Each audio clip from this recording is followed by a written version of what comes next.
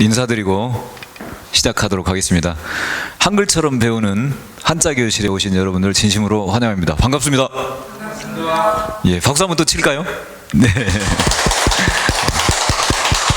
이제 우리가 박수 치는 의미는 알았죠? 네, 손바닥이 하얗게 될 때까지 치는 것이 바로 박수다 그랬고요. 지난 시간에 우리 배웠던 것이 시사이기율과 우리의 인생 이야기에 대해서 이렇게 살펴봤던 것 같습니다.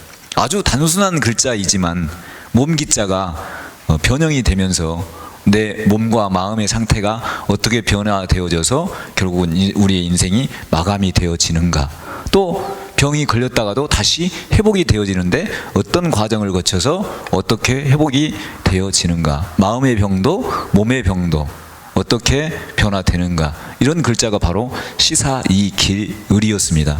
이번 시간에는 사람이라면 다 받고 싶은 게 있죠.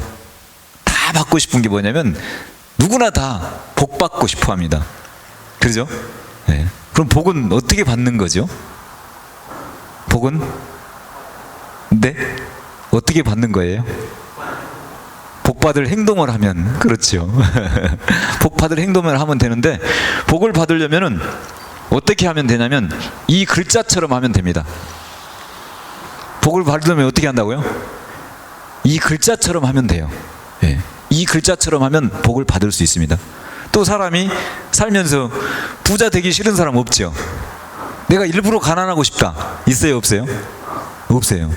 그러면서 좀 풍부하게 살고 싶은 거죠. 풍족하게 살고 싶고, 모든 사람들의 로망입니다. 그게 풍족하게 살아가는 것 자체를 원하는 사람들이 많은데, 그러면 부자가 되는 방법은 무엇인가? 어떻게 하면 부자가 될 수 있는가? 돈 벌러 가면 부자 될 수 있어요? 돈을 쫓아가는 사람 부자 되던가요?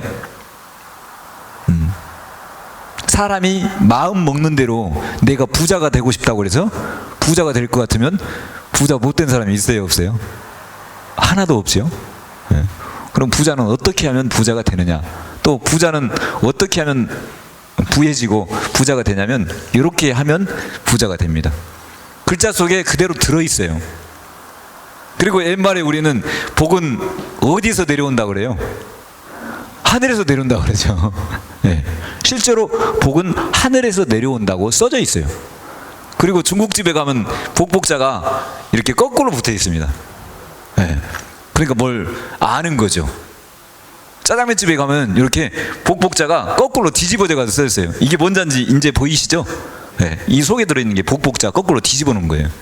그래서 그 사람들도 가면은 중국집에 어떻게 돼 있냐면 복복자를 거꾸로 써놓고 복은 하늘에서 내려온다고 그래요. 실제로 복은 하늘에서 내려오는 것이지 밑에 사람이 윗사람한테 복을 줄 수 있는 게 아닙니다.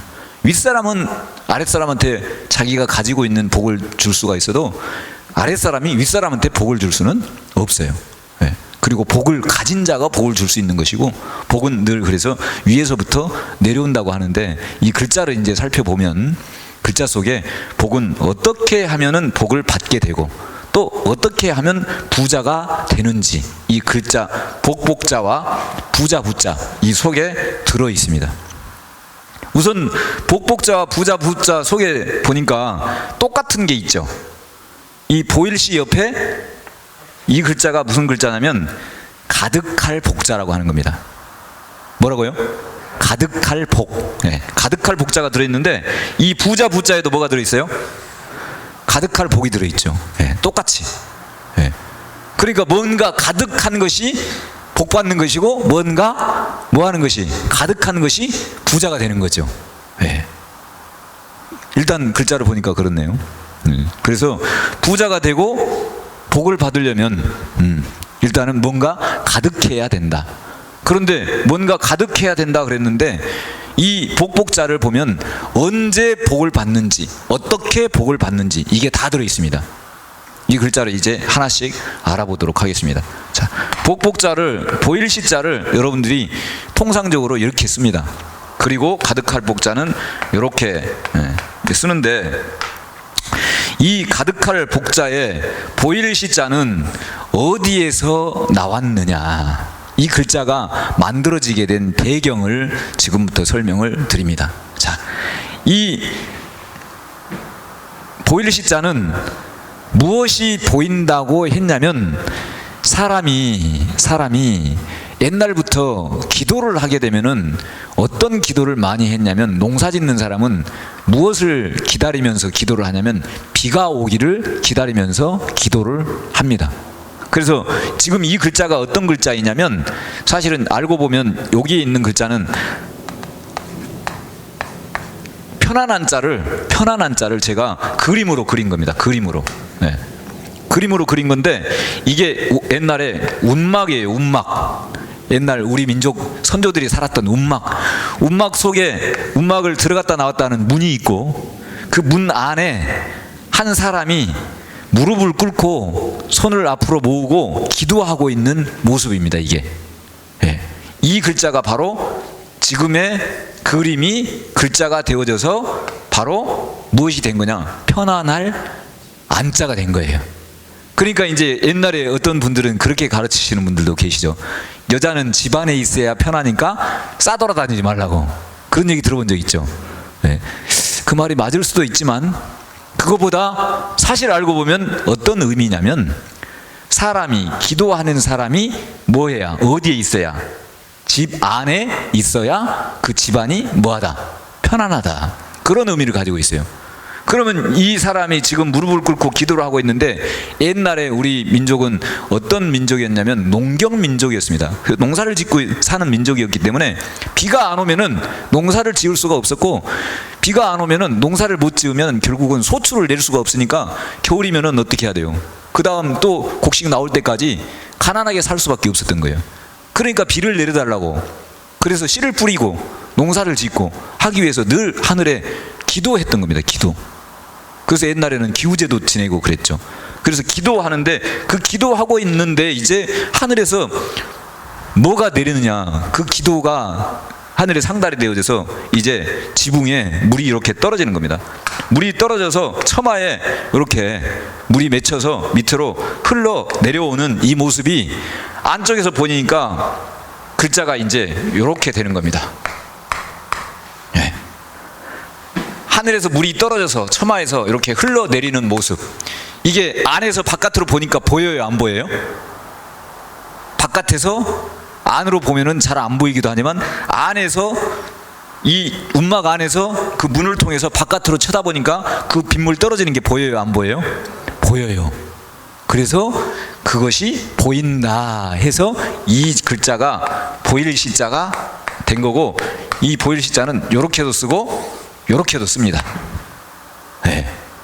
저 양반 좀 자기가 막 만들어내는데, 네. 그런 것 같죠? 근데 옛날에 글자를 어떻게 썼냐면 예도래자 아시죠? 예절을 갖춘다 할 때 예도래자의 옛날 글자가 이렇게 생겼었습니다. 예도래자의 고자예요. 고자. 옛날 글자. 그러면 이 앞부분은 무엇을 표시한 거냐면 바로 이것을 표시한 겁니다. 이 뒷부분은 이렇게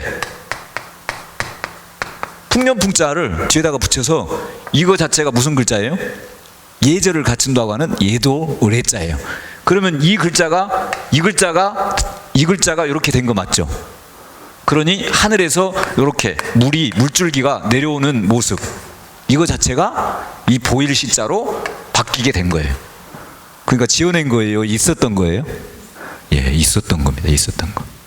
그래서 이 보일 시자는 여기 보인다고 하는 것은 하늘에서 물이 흘러 내려오는 것이 보이는데 조금 내려오는 것은, 그래서 이것을 한획을 쓸 때는 뭐라고 하냐면 이것을 도랑견 그래요. 한획을 더 붙이면 큰 도랑괴 그렇습니다. 세 개를 붙이면 여러분들이 잘 알고 있는 이제 내천자가 되는 겁니다. 예. 그러니 물이 하늘에서 조금 내려오는 거예요? 많이 내려오는 거예요? 많이 내려오는 거예요. 많이. 그래서 물이 조금 내려오면 이슬비는 잘 보여요, 안 보여요? 안 보이지만, 가랑비도 잘 안 보이지만, 이 비가 안에서 이렇게 쳐다보니까 비가 보여요, 안 보여요? 보이는 거예요. 그러니까 비가 올 때 그렇네요. 지금 비가 올 때 그럼 뭐 하라는 거냐? 이것은 무엇을 그림으로 그린 거냐면 항아리 항아리를 그림으로 그린 것이 바로 이 글자가 된 거예요. 그래서 항아리가 가득하다. 뭐가 올 때? 비가 올 때. 그러니까 비가 올 때 항아리에다가 무엇을 받는 것이 복 받는 거예요? 물을 받는 것이, 하늘에서 내려오는 비를 받는 것이, 가득 채우는 것이 바로 복 받는 거예요. 그러면 복 받으려면 맨날 비 오라고 해야 되고, 또 시장에 가서 항아리 큰 거 하나 사다가 우리 처마 밑에다 갖다 놓아야 복 받을 수 있겠네요. 그런 뜻일까요? 그러면 복 못 받을 사람이 하나도 없죠. 우리 여기 중앙시장 가서 항아리 큰 거 사다가, 그것도 욕심껏 최고 큰 항아리 사다가 지지락 밑에, 처마 밑에 갖다 놓으면 복 많이 받겠네. 그런 의미가 아니죠. 네. 그런 의미가 아니에요. 그러면 도대체 이것은 어떤 의미이냐, 어떤 의미이냐. 복을 받으려면 때는 어떤 때여야 된다고요? 비가 오는 때. 그리고 비가 오는 때에 항아리에다가 물을 가득 채우라 그러는데, 이게 우리가 그러잖아요. 그놈은 참 마음 그릇이 커. 마음 그릇이 커. 이런 얘기를 하잖아요. 네. 그러니까 마음 그릇이 크다 할 때 항아리는 바로 사람의 마음을 얘기하는 것이고요. 우리가 부모님의 말을 또 어떻게 우리가 표현을 하냐면, 부모님한테 훈시를 많이 들으면은 아버지한테 혼쭐 났다고, 훈시 듣느라고 무릎 꿇고 앉아서 1시간 동안 혼났다고, 그럴 때 훈시할 때 가르칠 훈자를 이렇게 썼죠. 그러니까 말씀에 물이 냇물처럼 흘러내렸다, 그런 거잖아요. 이해가 되셨나요? 그리고 또 훈시할 때 옆에다가 훈시 이렇게 보이를 시자로 쓰죠. 말은 보여요, 안 보여요? 안 보이죠. 안 보이는데 보이지 않는 말을 꼭 보이는 뭘처럼, 강물이 막 냇물이 흘러내려오는 것처럼 지금 이렇게 표현을 한 거예요. 그러니까 이 복 받으려고 할 때 복자라고 하는 것은 무엇을 얘기하는 거냐, 결국은 하늘에서 내려오는 말을 내 마음에다가 가득히 담고 하라는 대로 뭐 해야 된다? 하는 사람이 복 받는다. 그런 의미입니다. 이해가 되셨나요? 예, 그런 얘기예요. 그런 얘기. 그러니까 진짜 비 오는 날 항아리 갖다가 처마 밑에다가 갖다 놓는 게 아니라, 그 비 오는 날이라고 하는 것은 어떤 때를 얘기하는 거냐, 결국은 부모님이 내게 어떤 말씀을 하실 때에, 그때에, 내게 복을 내려줄 때에, 내가 유언을 부모로부터 받을 때에, 내가 그때 그 자리에 있어서 부모의 유언을 받고 그대로 내가 할 때에 나는 무엇을 받을 수 있다? 복을 받을 수 있다. 그런 얘기예요. 그런 얘기. 참 복자 써놓기는 써놨지만 엄청난 의미가 들어있죠. 네. 정말 깊은 의미가 들어있던 거예요. 비가 올 때에 그때의 그 비를 내 마음속에 가득히 채우는 것. 근데 그 비는 진짜 비가 아니라 이렇게 부모님이 내게, 윗 어른이 내게 어떤 말씀을 내려줄 때에 그 말씀을 내 마음속에다가 가득히 담는 것, 그것을 바로 복을 받을 수 있는 조건이다. 이렇게 표현을 한 것이 바로 복자, 이렇게 된 겁니다. 그러면 부자 되는 방법은 자동적으로 해결이 됐네요. 어디에서 가득히 항아리에 채우는 거예요? 집에서. 이건 집 면자니까. 하늘이 덮여 있는 집, 아니면 하늘이 늘 하늘과 맞닿아 있는 집. 그래서 이 지붕, 이게 지붕 간머리 이런 표시인데, 갓 위에는 바로 하늘이죠. 갓 위에는 바로 하늘이고, 집면은, 이 글자가 집면자인데, 집 맨 위에 면은 어디에 닿아 있냐면 하늘에 닿아 있습니다. 하늘에. 맨 꼭대기는 하늘에 닿아 있어요. 그래서 이 집면자를 하늘이라 이렇게 표현을 하기도 합니다. 그러니까 하늘 아래서 내가 항아리에 뭘 채워야 된다고요? 비가 올 때에 항아리에 물을 가득 채우는 것이 바로 뭐가 되는 방법? 부자가 되는 방법이다. 내가 부해지는 방법이다. 이렇게 쉽게 지금 표현이 된 겁니다. 그래서 지금 여기서 비가 이렇게 막 내려오고 있죠. 옛날에 비구자는 또 어떻게 썼냐면요, 이것을 이렇게 해가지고, 이게 옛날 비구자였어요. 이게 옛날에 비구자.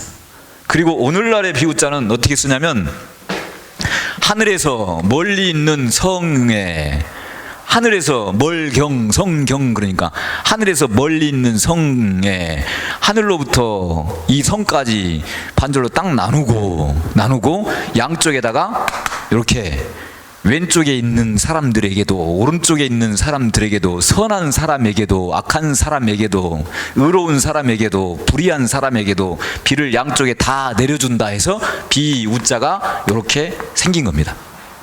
네. 서양에서도 이 글자를 똑같이 쓰고 있어요. 의미가 이런 의미로. 여러분들이 이제 혹시라도 교회에 다니시는 분이 있으면 이 말이 무슨 말인지 금방 이해가 될 겁니다. 그래서 그려놓고 이제 여기다가 또 사람을 이렇게 그려놓고 이것을 뭐라고 했냐면 비우자에서 이제 변화가 되는 거죠. 두량 그럽니다. 둘이다, 둘.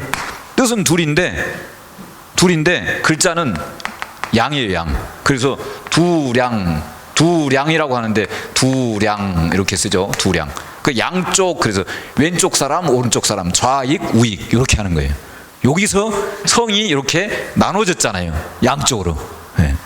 그래서 선한 사람도 있고 악한 사람도 있고 정치인들도 여당이 있고 야당이 있고 이렇게 나눠지죠. 양쪽. 네. 그러니까 하늘에서 비가 내리는데 악한 사람한테는 비가 내리고 비가 안 내리고 선한 사람한테는 비가 내리고 그럽니까? 그게 아니죠. 햇빛도 악한 사람한테는 햇빛이 안 비치고 선한 사람한테는 햇빛이 비치고 그럽니까? 아니죠. 비가 오면은 똑같이 모든 사람에게. 예. 그것이 바로 누구의 마음이냐면 부모의 마음이에요. 부모를 그래서 아버지를 하늘이라고 하죠. 부모의 마음. 아버지는 자식들이 말을 안 들어도 말 안 듣는 놈한테 떡 어떻게 한다고요? 하나 더 준다고 하죠. 뺏는 게 아니라.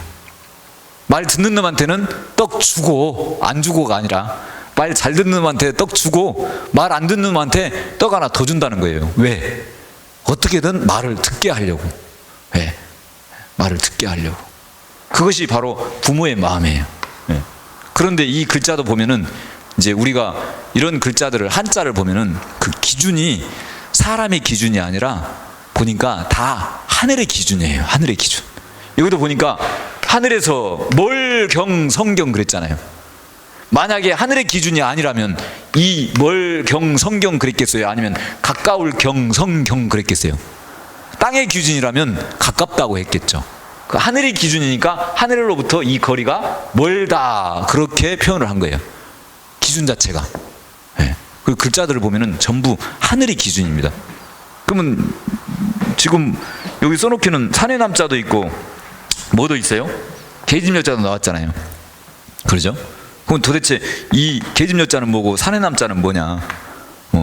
봐보세요. 여자는 지금 집에서 뭐 하고 있었어요? 기도하고 있었고, 기도하고 있다가 지금 남자는 지금 뭐 하고 있고? 일하고 있죠. 밭에서 힘쓰고 있죠. 쟁기질하고 있죠. 그림 잘 그렸나요? 소 한 마리에다가 전기 보석 꽂아가지고 지금 쟁기질하고 있죠. 뭐 하려고? 비가 오면 씨 뿌려서 농사 짓고 나중에 뭐 하려고? 소출을 많이 내서 행복하게 부부가 잘 살려고 이렇게 하고 있죠. 그러니까 보세요. 이 여자가 하늘에 기도를 해가지고 집에서 자기는 기도를 열심히 하고 있는데 비가 오니까 한 사람이 밭에 가가지고 밭에다가 비 온다요 여보 비와 좋아가지고 이렇게 소리칠 때에 얼마나 그 여자는 행복하겠으며 또 그 소리를 듣는 그 남자는 얼마나 행복하겠어요. 그러니까 비가 올 때 뭐 하는 사람도 그 비 온다는 소식을 전하는 사람도 복을 받고 또 그 소리를 듣는 사람도 복을 받죠. 그런 글자가 바로 이런 글자이고 남자는 밭에 가서 지금 쟁기질하고 있고 여자는 집에서 기도하고 있고 그 여자 한 사람이죠. 네. 한 사람이 밭에 가서 그 말을 전해주니 네. 비가 온다고 전해주니 얼마나 큰 복을 받겠습니까? 그래서 이제 서양에서도 또 그런 얘기가 있어요. 그래서 제가 지금 이제 동양과 서양 이것을 왔다 갔다 넘나들면서 여러분들에게 설명을 하고 있는데 그래서 제가 이 학회 이름을 동서학회라고 한자 동서학회라고 지은 이유가 바로 거기에 있습니다. 한자를 우리가 쓰기는 쓰는데 사상 자체가 우리가 쓰고 있는 글자가 서양 사상하고 같아요. 아까 비우자도 설명드렸죠? 비우자 얘기할 때도 말씀드렸죠? 복복자도 그렇고요. 또 하늘에서 멀리 있는 성에 비를 내려준다. 그런데 의로운 자에게도 불의한 자에게도 이렇게 내려준다 할 때 이런 의미들도 다 서양 사상하고 같습니다. 그리고 또 여러분들이 바르게 살려면 이렇게 살아야 되는데 이게 오를 의자죠? 네, 오를 의자인데 우리가 바르게 살려면 이렇게 살아야죠. 그러면 이것을 뜯어보면 내 머리 위에 머리 위가 아니라 할지라도 내 위에 뭐가 있어야 옳게 사는 거예요. 나는 양이 있어야 옳게 사는 거죠. 이 글자를 쓰기는 누가 써요? 동양 사람이 써요? 서양 사람이 써요? 동양 사람이 쓰죠. 근데 그러면 동양 사람이 혹시 머리 위에다가 옳게 산다고 하는 사람들 보니까 양 한 마리씩 다 있던가요? 아니죠. 혹시 그 옆에 분 옳게 사시는 분 맞죠? 한번 쳐다봐 보세요. 양 보이나요? 양 안 보이죠? 그런데 내 위에 뭐가 있어야 옳은 거래요? 양이 있어야 옳은 거래요. 근데 가만히 보니까 서양 사상으로 가서 보면 늘 사람에게 뭘 생각하게 만들었냐면 늘 양을 생각하게 했고 그 양을 통해서 죄사함을 받게 했고 그 양을 통해서 결국은 사람이 옳은 사람이 되어갔던 거예요. 의로운 사람이. 그 양을 숭상하고 양을 믿고 양을 또 하늘에 바치고 그럴 때 옳은 사람이 되었던 거예요. 그러니까 쓰기는 누가 썼어요? 이 글자를? 동양에 있는 사람이 썼지만 사상은 어디 거예요? 서양이 거거든요. 그래서 사실은 알고 보면 동양 사상이나 서양 사상이나 같거든요. 이 한자를 통해서 보면은 동양과 서양이 같다라는 것을 금방 알게 됩니다. 서양에서도 지지난 시간에 말씀드렸던 것처럼 사람이 하나님의 모양과 형상대로 지어졌다 이렇게 얘기하는데 동양에서는 그것을 뭐라고 하냐면 사람이 곧 하늘이다. 그러니까 사람과 하늘이 같다는 거예요? 다르다는 거예요? 같다고 표현했거든요. 그러니 동양 사상이나 서양 사상이나 사실은 같은 거죠. 그걸 바로 인내천 그러죠. 인내천, 인즉천 이렇게 표현하거든요. 그러니까 동양 사상이나 서양 사상이나 늘 하늘을 숭상하는 그 사상 자체가 같았던 건데 그 하늘이 본질이 어떤 것인지 하늘의 실체가 무엇인지를 정확하게 몰랐기 때문에 그것을 깨닫지 못해서 서로 이해하지 못하고 서로 나눠져서 동양 서양 이렇게 나눠서 싸우고 있지만 사실 우리가 말할 때 그러잖아요. 동서고금을 막론하고 동서고금을 막론하고 그게 똑같이 다 통해야 그것이 뭐라고? 진리라고 얘기하잖아요. 그것이 참이라고. 그러면 동양하고 서양하고 뜻이 같다는 거예요? 다르다는 거예요? 그 말을 쓰면서도 동양 사람 생각 다르고 서양 사람 생각 다른 거예요. 근데 한자를 통해서 이게 동양 사람과 서양 사람이 하나가 되어집니다. 그래서 제가 이 학회 이름을 동서학회라고 이름도 짓고 이렇게 해서 한자를 한글처럼 배우는 그런 교실을 열어서 지금 여러분들에게 이렇게 제가 깨달은 바를 전해드리고 있는데 또 다음 시간에는 그러면은 이 지금 얘기하는 거 들어보니까 경서하고 한자하고 어떤 연관이 있구나 하는 것을 느끼셨을 겁니다. 그래서 다음 시간에는 경서와 한자와의 관계 이것에 대해서 또 알아볼 수 있도록 하겠습니다. 감사합니다.